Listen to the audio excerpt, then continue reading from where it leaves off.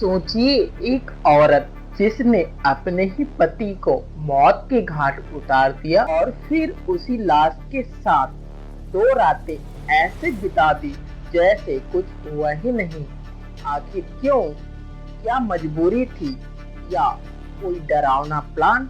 आज जानिए उस सिहरन भरी सच्ची कहानी को जो पूरे गांव को हिला गई।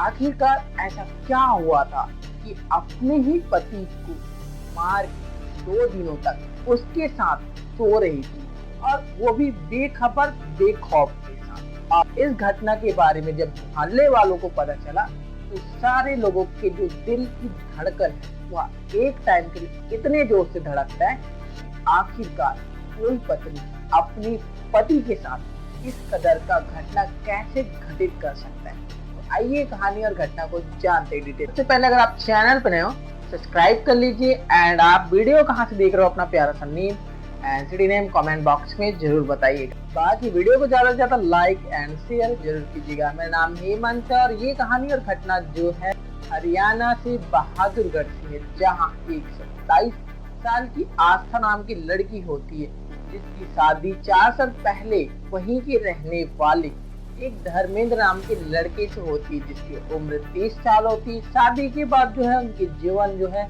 बहुत अच्छी खासी चलने लगती है, किसी भी चीज की कमी नहीं थी और लाइफ जो है इतने मजे से गुजर रही थी कि पूछो ही मत। जो धर्मेंद्र था वो जल संरक्षण में काम किया करता था और इस वजह से और भी उनकी जिंदगी जो है और भी बढ़िया वैसे चलने लगती। लेकिन ऐसा क्या हो जाता है इस बीच कि उसकी पत्नी जो है इतना खौफनाक कदम उठाती है, फिर भी वो डरती नहीं है, उसके लाशों के साथ 2 दिनों तक सोती है। आखिरकार कहानी यहाँ से स्टार्ट होती है जब धर्मेंद्र होता है, उसका जो ड्यूटी था वो नाइट शिफ्ट का था और नाइट शिफ्ट के होने की वजह से वह दिन रात जो है घर से बाहर रहा करता था दूसरे शहर में। अब जो उसकी पत्नी है आस्था, वह अपने आप को अकेला महसूस करती, लेकिन वह मोबाइल चलाती है, टीवी देखती है, मोहल्ले वालों से बात करती है। इस तरीके से वो अपना टाइम स्पेंड करती थी, लेकिन फिर भी उसे अपने पति का ना होना खलता था। आखिरकार मैं उसकी पत्नी हूँ और वो मेरा ध्यान बिल्कुल भी नहीं रखता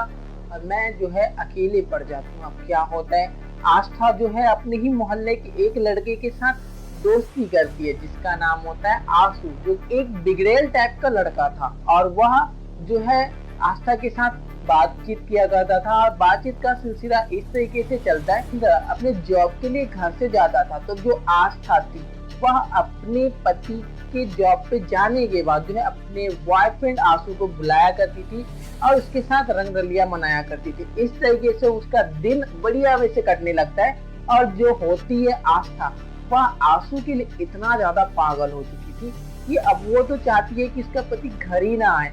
लेकिन होता क्या है कि कैसे सिलसिलेवार से टाइम भी गुजरते रहता है, उनका लाइफ भी बढ़िया वैसे चलने लगता है। लेकिन एक दिन 24 तारीख का दिन होता है जब धर्मेंद्र बोलता है अपने पत्नी को कि मैं ड्यूटी पे जा रहा हूँ और मुझे कल सुबह आना है। तो इस तरीके से जो धर्मेंद्र है वह अपने पत्नी को बोल के अपने जॉब के लिए निकल जाता है। अब क्या होता है, आस्था जो है आंसू को कॉल करती है और कॉल करने के बाद उसे अपने घर बुलाती है और घर बुलाने के बाद अपना जो रंगरलिया मनाने का काम है वो दोनों बढ़िया वैसे एंजॉय करते हुए करते रहते हैं। फिर होता क्या है कि 1 बजे का टाइमिंग होता है, जो धर्मेंद्र होता है वो उस दिन वापस आ जाता है, उसके पास घर का दूसरा चाबी होता है। वो दरवाजे खोलकर जब अंदर घुसता है और सामने का मंजर देखता है वो देखकर सन्न रह जाता है। सन्न रहने के साथ हैरान था, आखिरकार उसकी पत्नी उसी भी मोहल्ले के लड़के के साथ जो अवैध संबंध बना रही है।